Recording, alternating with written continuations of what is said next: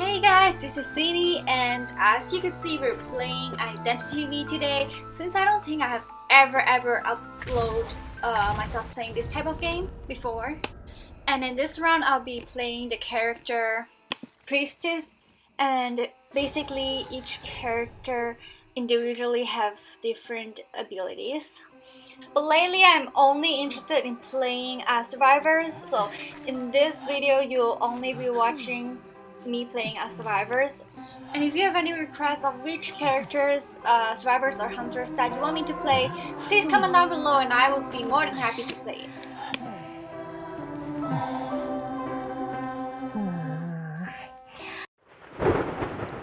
Here comes the intro of the game. I actually really like this part, sound effects and everything. It's very satisfying and I'm really excited.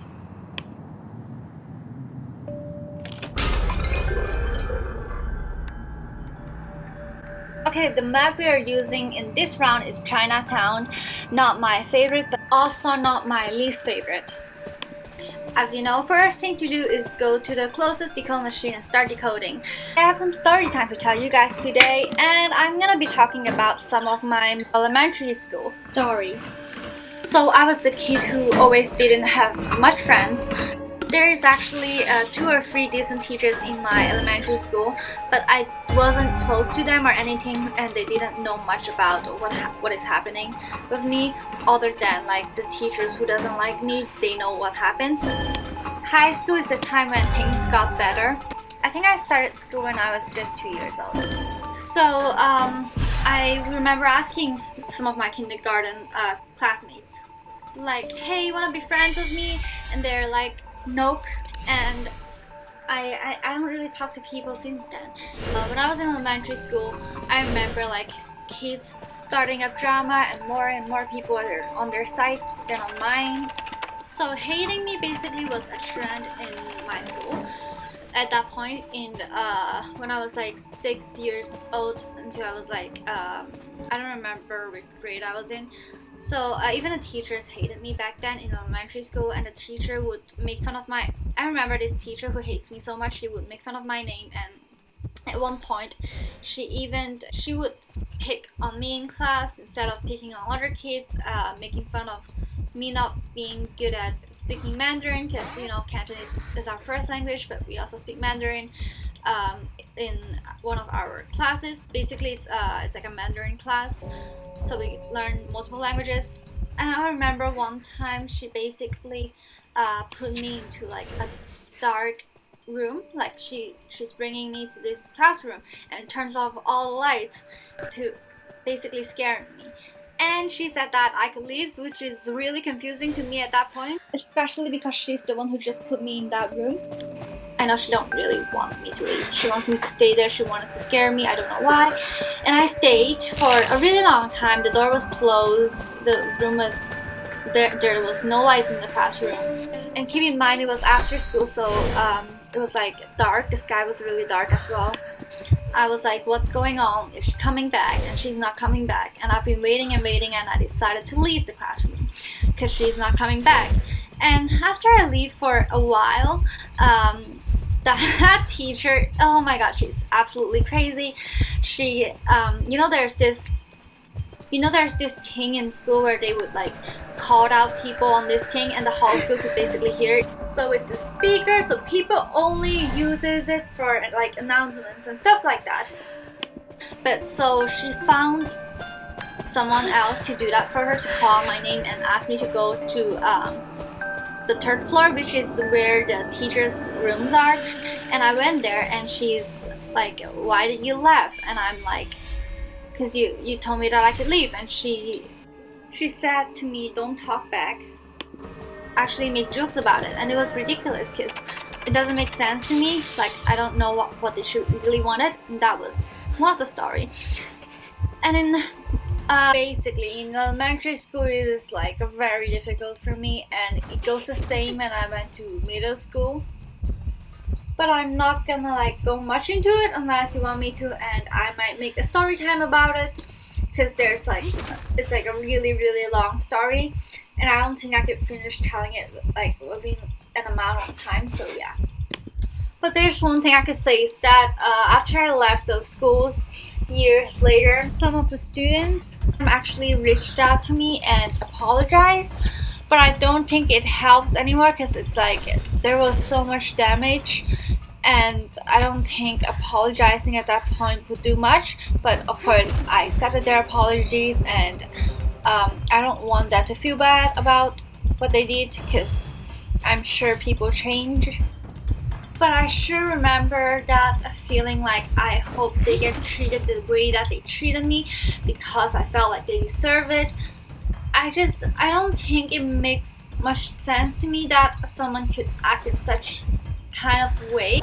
Although I absolutely remember during those times I really wish they got treated the way that I was treated, because I wanted them to have a taste of their own actions. To be honest, like a lot of children, their parents just doesn't really care like how their children treat other people. I think it's really important to teach your own child to always respect everyone, no matter what's happening in your life. You should never ever let your own negativity or insecurities to affect other people's days or other people's lives, because you never really know what's going on in their life and what they're going through or how much you're putting them through and how bad you might be making them feel, even though you might not notice it.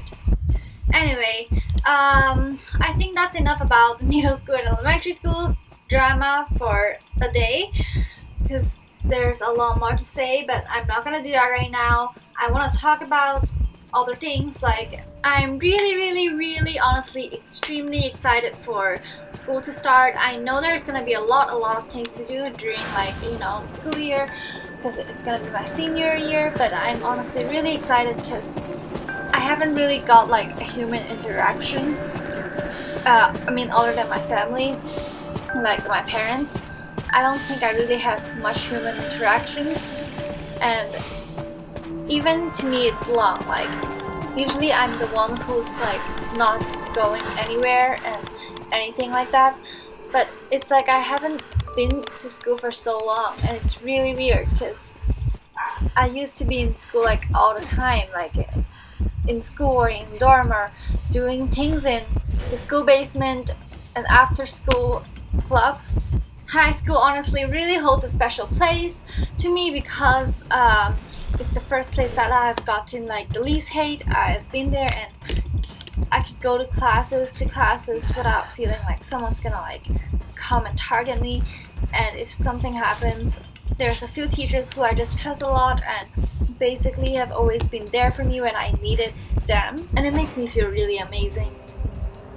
And some of my closest teachers, basically they care about me in a way that I never thought a teacher would. So today and the past few days I've been not as motivated as I usually am, which is really strange. Like, quarantine really affects me in a way, but I'm sure a lot of people could also relate to that.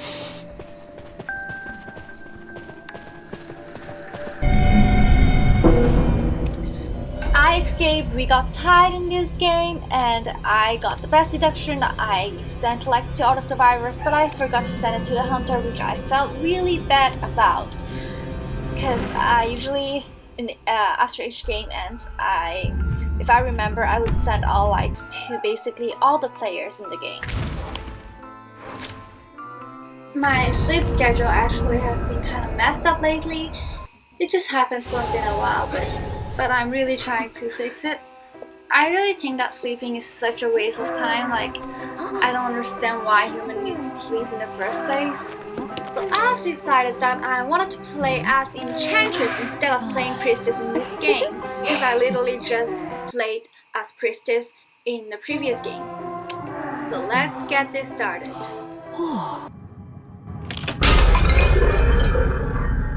In this round, we'll be playing in Ever Sleeping Town. It's not my favorite map, just because I feel like this map is not really fun to run around and play with when compared to the other maps that they've got. Great, just when I started decoding, the hunter found me and it's near me.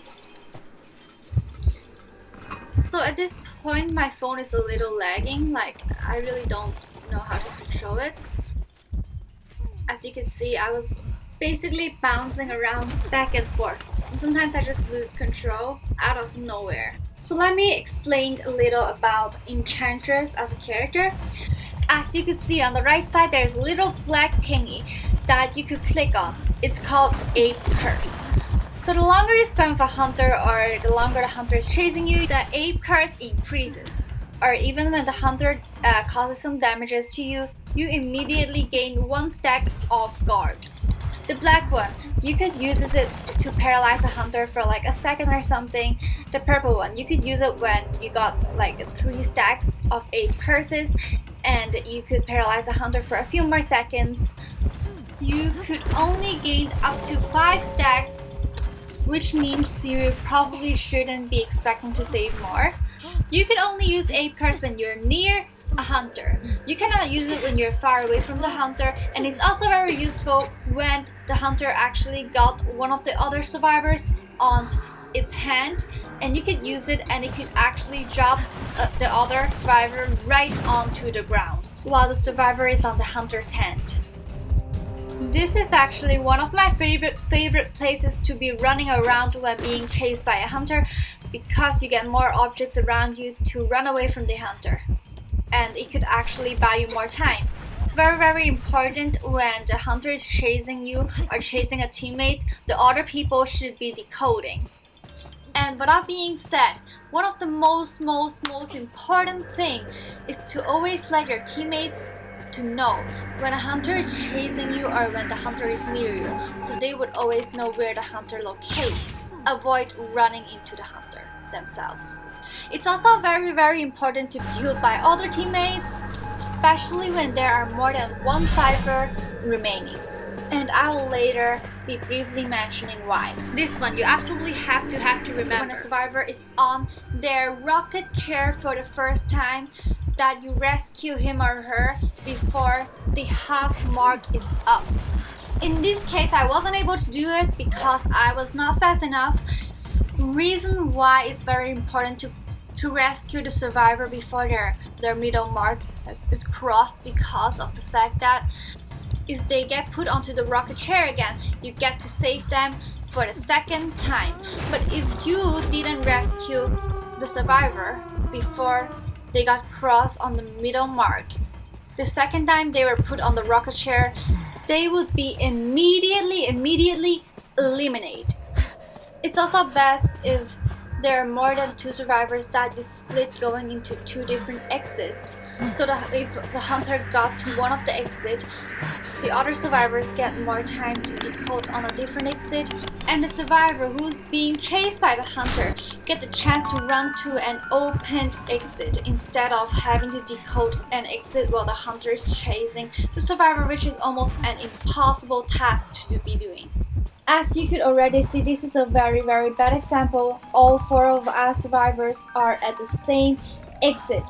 And since we're all at the same place and one of our survivors got downed already, I felt like I should take a chance to rescue her, especially because I felt like we got a chance of winning. So once you save this survivor off the rocket chair, it's very important for you to protect this survivor, because if this survivor got 1 hit, it's immediately down and you got a chance of not going down. But in this case, I was unfortunate enough to be knocked down right in 1 hit.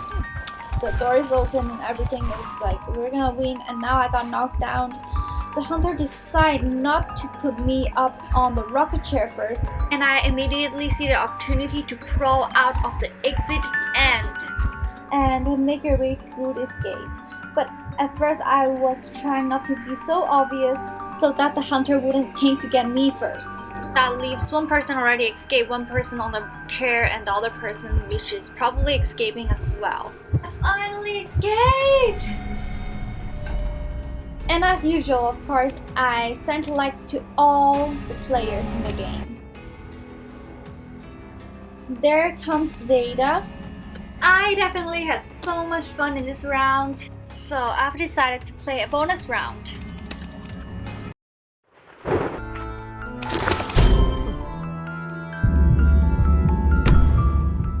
This round, again playing as the character Enchantress.